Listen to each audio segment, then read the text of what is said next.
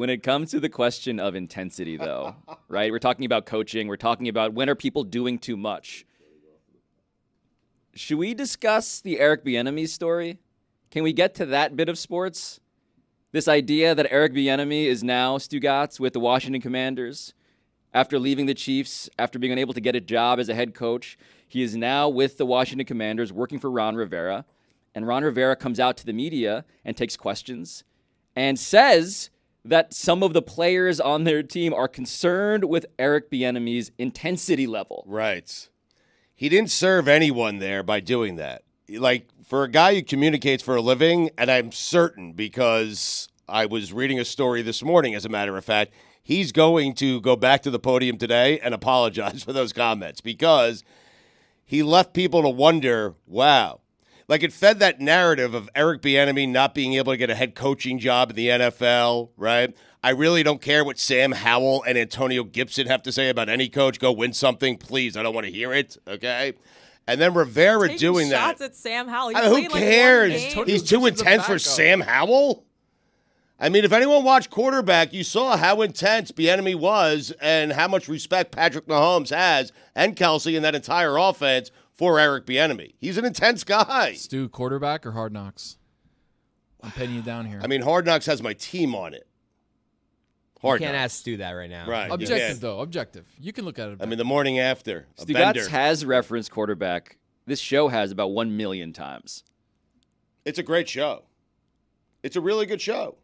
The Eric Bieniemy question, though, that you're concluding, the answer to off of this data point of how beloved he was with the Chiefs is making you think this is not an Eric Bieniemy problem, despite the theories that are now cropping up that this is why there's an Eric Bieniemy problem. This is a Commanders players-specific issue. They're weak is what you're saying. If his intensity was good enough for Kelsey, if his intensity was good enough for Patrick Mahomes, his intensity should be good enough for Sam Howell and Antonio Gibson.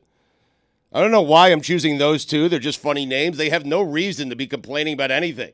They should be thankful they're in the NFL and that Bieniemy decided to go there and be their coach. Oh, my God. With all his experience. I'm serious. But I assume if you've made it this far in your career that you're in the NFL, you've had intense coaches before. So for it to be so intense that you're remarking about it to your head coach, that is interesting to me. I'm not picking a side here because it's very limited information. Because also Eric Bieniemy seems to have a pretty good track record with the other players that he's coached on the Chiefs that have been very successful. But I can't imagine that there are NFL players that are in the league that are like, oh, no one's ever yelled at us before. Like, that just doesn't, I don't know how that could be true. But it doesn't shine a good light on Eric Bieniemy.